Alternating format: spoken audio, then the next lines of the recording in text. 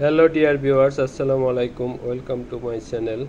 In this video I will show you NPN and PNP proximity sensor activity. It is NPN proximity sensor. I connect with relay. It is positive, it is negative. Black is output. We know that NPN proximity sensor output is negative.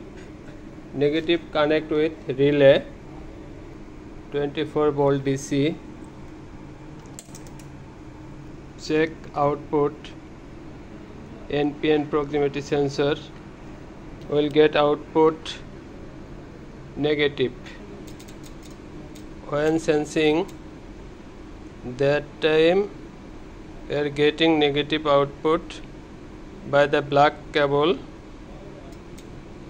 That's why relay is on. It is PNP proximity sensor. We know that PNP proximity sensor output is positive. Here 3 wires of this proximity sensor: brown, blue and black. Black is output, brown positive, blue is negative. Here output is 24 volt. Connect with the relay coil, and relay coil negative. We are connecting relay negative and sensor negative.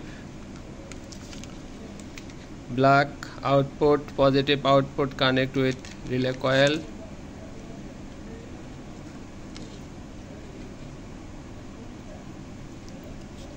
Now positive